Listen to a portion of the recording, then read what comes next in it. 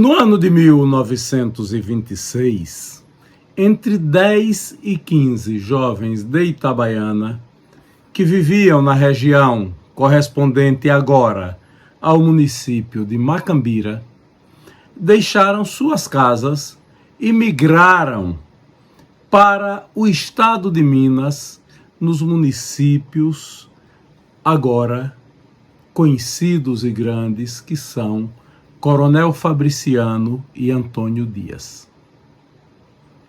Eles foram atraídos pelo empreiteiro Silvino Pereira, um coronel da Guarda Nacional, nascido em Itabaiana, no estado de Sergipe, em 1895.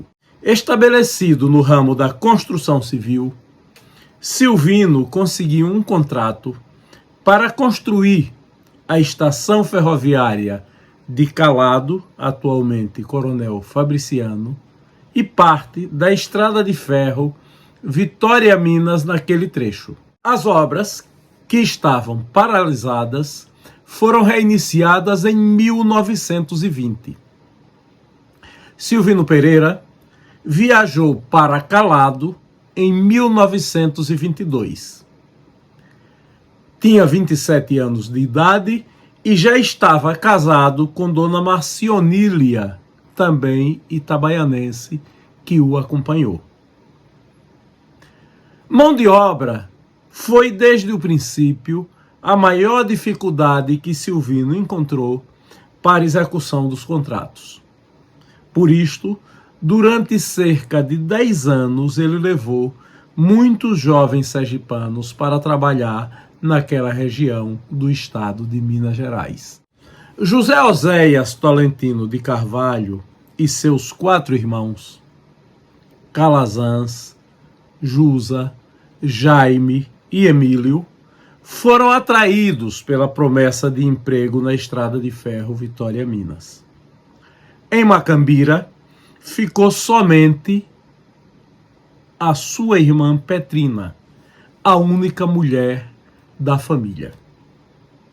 Oséias se estabeleceu em Antônio Dias e logo depois em Coronel Fabriciano.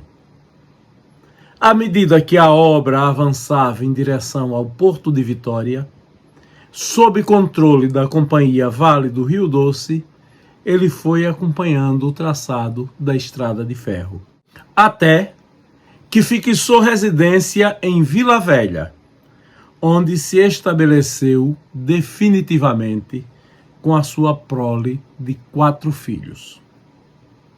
Oséias Carvalho morreu em 2002, aos 95 anos de idade. Eu fui a Vila Velha, entrevistei Ney Carvalho, a filha mais velha de Oséias. Ela contou com riqueza de detalhes a história do seu pai e da sua família. Uma saga que estou denominando de A Diáspora de Macambira. Vamos acompanhar esse depoimento de Ney Carvalho, que é uma rica história de uma saga familiar que também reflete o modo de construção da vida de tantas outras famílias de nordestinos que migraram para Minas Gerais, para o Espírito Santo, para o Rio de Janeiro, para São Paulo e para outras regiões do Brasil. É muito bom ouvir esse tipo de depoimento. Ney Carvalho, né? Não sei onde, que lá numa cidadezinha de Minas Gerais, né, chamada Coronel Fabriciano. Né? Então a Ney nasceu de 7 meses. Depois de vários anos, minha mãe casada, esperando ter um filho. Miudinho, foi preciso enrolar no algodão, né, para poder ajudar a esquentar. Há 83 anos atrás, foi preciso enrolar no algodão e colocar numa caixa de sapato, né, para poder a Ney sobreviver. Resultado, hoje é a dona Ney, né, que está com seus 83 anos, morando aqui na cidade de Vila Velha, né, no Espírito Santo. Muito embora a vida toda ela pregou que ela nunca moraria no Espírito Santo, principalmente em Vila Velha, porque ela é mineira da gema. E mineira já viu, mineiro quer ficar lá em Minas Gerais, né? Mas veio para o Espírito Santo, está feliz da vida, muito satisfeita, tem um monte de espírito santense aqui, de capixaba, né? Aqui em casa, como teve 5 filhos, né? E tem o quê? 4 netas e 2 netos. 6/11/1938. O nome completo: Oséias Carvalho. Zita Mônica de Jesus Carvalho. Deixa a dona Néia raciocinar um pouquinho, porque ela não pensou nisso antes. Romualda Carvalho. Antônio Tolentino de Carvalho. Peraí. Luiz do Carmo. Mônica de Jesus. Isso, de lá de Macambira, né? Alguém foi em Macambira e trouxe um monte de rapazes de lá, moradores da região. Um deles foi meu pai, né? Outro que veio com esse pessoal aí era Venâncio José dos Santos, também de Macambira, né? E meu Deus, lembrei dele agora, esqueci. Tem um outro também que veio, que a minha prima até mora aqui em Cariacica. Seu Oséias. Era o mais novo. Mais velho, acho que era tio Calazans, tio Emílio, tio Jusa. Não sei assim se tinha outro nome, porque igual o papai, por exemplo, não era só Oséias Carvalho. Ele trocou o nome quando ele veio para Minas. Ele serviu o exército em Sergipe, veio para Minas para trabalhar na Estrada de Ferro, só que o nome era muito grande e ele resolveu cortar a metade. Em vez de ser José Oséias Tolentino de Carvalho, ele tirou tudo e botou Oséias Carvalho. Petrina, Jaime. Esse lá de Santos, né? O Emílio. Meu pai pai da Yara, como que era? Tio Emílio, tio Calazans, tio Jusa, tia Petrina. Eu sou a mais velha. Depois veio a Ana Romualdo. Veio Jaime Francisco, Luiz Alberto. Sim, que são daqui do Espírito. O Evilásio, Einal e o Aloísio. Evilásio, Einal e Aloísio. Fui criado em Resplendor. Porque meu pai trabalhava na Estrada de Ferro, né? Ele era guarda-chaves. Guarda-chaves é aquela pessoa, né, que fica lá na estação. Aí o trem saía, por exemplo, vamos dizer que de Governador Valadares, que eu acho que para sair de Vitória, para avisar lá, muito longe. Então o trem saía de Governador Valadares, aí passava-se o seletivo, né? Que é a mesma coisa que um telégrafo, né? Que é um telefone hoje. Então passava o seletivo avisando para o agente da estação, que era o chefe. O trem está saindo da estação de Governador Valadares, manda o guarda-chave para a chave. Ele ia para a chave para quê? Para virar a chave para poder o trem chegar à direção da linha. Então, às vezes ele ia para a chave 6 horas da tarde ou 4 horas, esperar o trem chegar à meia-noite ou 2 horas da manhã. E trabalhava só um tempo, né? Depois vinha para a estação seguinte, que era Antônio Dias, depois Ana Matos. Ele veio para Tumiritinga, que fica entre Governador Valadares e Aimorés, né? Tumiritinga. Ele veio, assim, a linha vinha seguindo o Rio Doce. De Tumiritinga veio para Barra de Cuiaté. Era um ano, mais ou menos, um ano, máximo 2 anos. Resplendor. Tinha uma pessoa de Coronel Fabriciano, uma moça. Ela, vamos dizer assim, que fosse para ajudar no serviço caseiro. Depois ela resolveu, quando eu tinha 6 anos, ela resolveu voltar para a cidade dela, que era Coronel Fabriciano. Até os 22 anos, que foi quando eu casei. Claro que tinha. Isso vamos começar lá atrás. Antes dos 13, 14, 15 anos por aí. Vamos começar mais para baixo, né? Eu sou do tempo que não se tinha água encanada em casa. A gente tinha tudo que fazia. Então, as casas foram construídas e a Estrada de Ferro construiu a casa dos guarda-chaves justamente na beira do rio. Porque ali já ia no quintal da casa, que no caso era grande o quintal, né? Lá no fundo do quintal tinha o Rio Doce para lavar roupa, para lavar vasilha. Então, era tudo feito no Rio Doce, né? Passado algum tempo que teve água encanada na cidade, né? E a gente passou a ter tudo em casa. Mas antes disso, Dona Ney ia com a mãe dela para a beira do rio, né? Teve um período que minha mãe teve que ficar internada aqui em Vitória para fazer um tratamento. Eu tinha tinha 6 anos.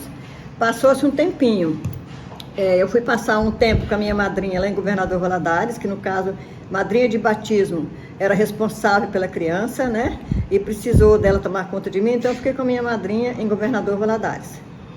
Depois, foi em Governador Valadares que eu fiz a minha primeira comunhão, né? E aquilo marcou muito a minha vida, por quê? Porque até então, até os 7 anos, a Ney só podia vestir roupa azul e branco. Porque foi uma criança, como eu falei, uma criança que nasceu muito pequenininha, com pouquíssimo peso. Então, minha mãe fez uma promessa, se eu vingasse, vamos dizer assim, eu vestiria azul e branco até os 7 anos de idade. Resultado, aquela criança até os 7 anos era doida para usar o vestido cor-de-rosa. Ô paixão por um vestido cor-de-rosa. Resultado, mas também tinha uma promessa, que no dia do aniversário de 7 anos, ela faria a primeira Eucaristia vestida de Santa Terezinha. Resultado, a minha madrinha, na época que eu completei 7 anos, ela já não era mais católica, né? Frequentava outra igreja, mas ela fez questão de cumprir o que minha mãe tinha prometido. Resultado, arranjou a roupa de Santa Terezinha, passou tudo, arrumou. Quando a gente foi na igreja para conversar com o padre, fazer a confissão, aí o padre falou o seguinte: Dona Ideir, já estamos, esta época agora, a igreja está mudando muita coisa. E para essa criança vir amanhã vestida toda de Santa Terezinha para a missa, para fazer a primeira Eucaristia, a igreja vai estar cheia. E as pessoas vão achar estranho essa criança vestida de Santa Terezinha.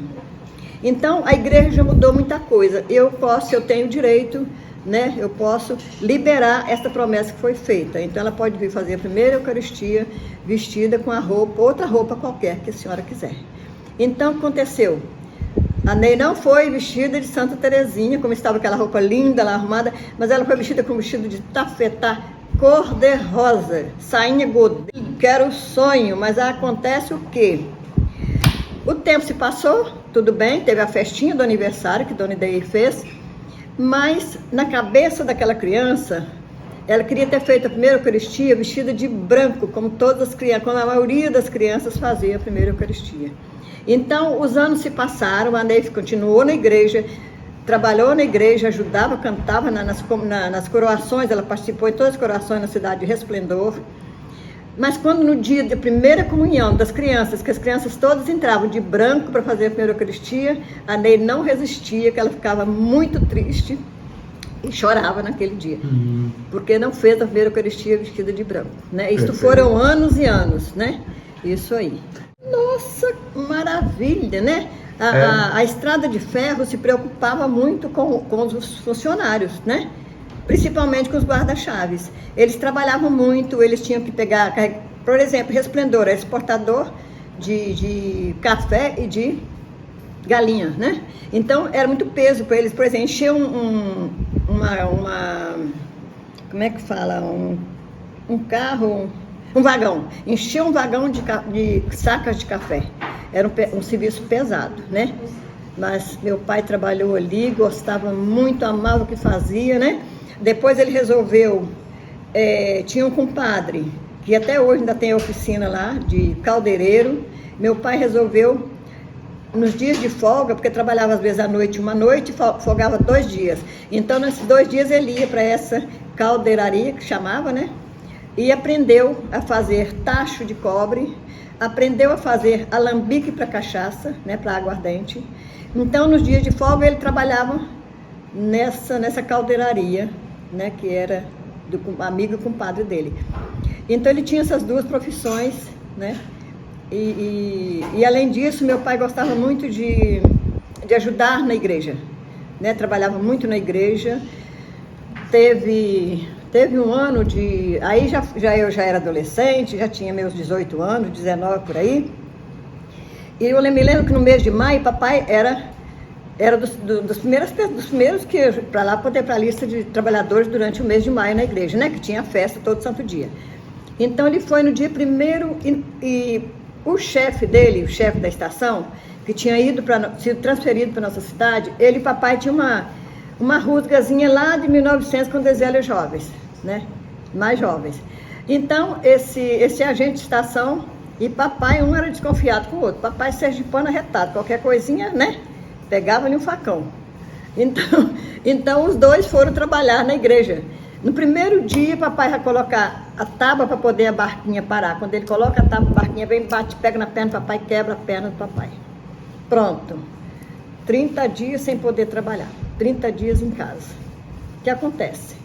Chega no mês seguinte, né, seu Oséias falou, esse mês eu não vou receber nada, meu envelope vai vir vazio, porque eu não trabalhei nenhum dia. E a surpresa, quando ele recebe o envelope de pagamento, que ele abre, o salário dele estava total ali. Por quê? Porque aquela pessoa de quem ele não era muito chegado, e nem era muito chegado a ele, estava fazendo parte daquele pessoal do trabalho da igreja. Então ele abonou todos os dias do seu Oséias, como se ele tivesse trabalhado. A partir daquele dia, os dois passaram a se respeitar e serem amigos até os últimos anos, que foi aqui em Vitória, no Espírito Santo. Então tem coisas que parecem errado, mas ajudam. Essa casa está lá até hoje. Construção de alvenaria. Primeiro era assim uma casa com o piso, o chão, de madeira, porém madeira larga, né? Aquelas tábuas largas que tinham uma diferença entre uma tábua e outra, uma diferença bem assim, bem grande, né? Então, resultado, o tempo passou, né? E era assim, também assim, como aquele quintal. A rua era rente com a casa, né? Mas tinha uma escada para descer, que o quintal já era rente com o Rio Doce. Épocas de chuva, o Rio Doce enchia, vinha até na metade da escada, que dava acesso à casa. Então, até hoje, né? A rua está lá perfeita, toda calçada, e o quintal bem mais baixo. Claro que aterraram o rio, a beirada do rio, aterraram, então o rio não vem mais, porque fizeram represa, fizeram ponte, esse negócio todo. Mas naquele tempo vinha. Então, a casa era ótima. Tinham 2 quartos, né? Uma sala pequena e uma cozinha que também não era muito grande, mas tinha um banheiro grande. Era um banheiro grande que era banheiro e despensa para se guardar os mantimentos, né? E uma varanda do lado da casa que saía na porta da cozinha e descia para o quintal. Uma escada que descia para o quintal, né? Então aquela varanda tinha 2 peças de madeira para a gente não ter perigo de cair lá embaixo. Mas a minha irmã era muito pirracenta e às vezes ela começava uma pirraça na cozinha e ia rolando, caía lá embaixo. Corria a mamãe para socorrer, desgravada, já estava subindo a escada de volta. Já é a Ana. A varanda pegava em volta da casa, assim, no lado da casa todos, para sair da porta da cozinha, né, e até na frente da casa e descer a escada para ir para o rio. Só uma sala pequena, né, quadrada, 2 quartos, um quarto um pouquinho maior, que era de casal, um quarto menor, né, e uma cozinha e uma despensa, né, que é onde tinha o vaso também. Mas era no cômodo grande. Fogão a lenha, claro, fogão a lenha, né, a parede era toda de barro, né, que final de semana a gente pegava o barro, passava naquela coisa para ficar tudo branquinho, né. No chuveiro, tinha o banheiro. Antes não tinha chuveiro, claro, não tinha água, né? Mas depois, mas sempre teve esse cômodo, até era grande demais, que onde servia de despensa Depois passou um tempinho, teve água encanada na cidade, mas era um cômodo grande, maior que a cozinha. A melhor rua da cidade. Por quê? Porque a estação era o ponto principal, né? Até hoje, se você for lá em Esplendor, tem a estação, tá lá do mesmo jeito. E do lado que é o lado do rio, né? Porque aquele tempo era só, não tinha muita rua, né? Então, o lado do rio, as melhores casas eram construídas ali. E a estrada de ferro veio e construiu a casa o agente da estação, morava na estação mesmo. Na estação tinha uma casa junto com a agência, né? Junto com o armazém, né? De colocar café. E a casa do agente era ali na estação. Agora, os 2 guarda-chaves tinha a casa de frente para a estação, para não ter trabalho, para eles irem para o trabalho, né, para ser perto. E em Resplendor, aquela era a melhor rua, porque dava os fundos para o Rio Doce. Então, próximo da nossa casa, tinha pegado com a casa do guarda-chave, tinha um comerciante, tinha uma loja de tecidos. Do lado seguinte, tinha um advogado. Depois tinha a casa tinha o cartório. Depois do cartório tinha a casa do juiz de direito. Depois do juiz tinha a casa do melhor advogado da cidade, né? Isso do lado direito. Do lado esquerdo tinha um médico muito renomado lá de Minas, depois veio para o Espírito Santo, né? Que era o Dr. Benício Tavares Pereira, que a casa está lá até hoje. Não sei, deve ser patrimônio da cidade porque não demoliram a casa. Depois da casa dele tinha o irmão dele, que era dentista. Depois da casa do dentista tinha o outro irmão dele, que era advogado. Depois tinha a casa do farmacêutico, que também terminou vindo para Vitória, né? Que era o doutor Amantino Soares. Depois do doutor Amantino Soares tinha a casa do seu Antônio Bernardino, que era o farmacêutico daquela região, né? Uma pessoa muito conhecida, que era o dono da farmácia do povo que existe até hoje. Depois tinha a casa do seu Augusto Santos, que era o maior comerciante de tecidos, de tudo, né? A melhor loja que tinha lá era dele e da dona Laura, né? E depois tinha uma pensão. Depois tinha o porto das barcas, das lanchas. Ele era um operário. É porque a estrada de ferro construiu... Eu imagino assim, que a estrada de ferro construiu aquela casa ali na frente da estação, porque o guarda-chave tinha que ficar vigiando aquela plataforma. O seu Oséias, ele era bravo, mas era legal, querido. Nossa, o seu Oséias, quando mudou de Resplendor, quando veio para Vitória, sabe, nossa, muitos compadres na cidade toda. Desde o carroceiro, né? Ele era compadre desde o carroceiro até o gerente de um banco. Vivia bem, vivia.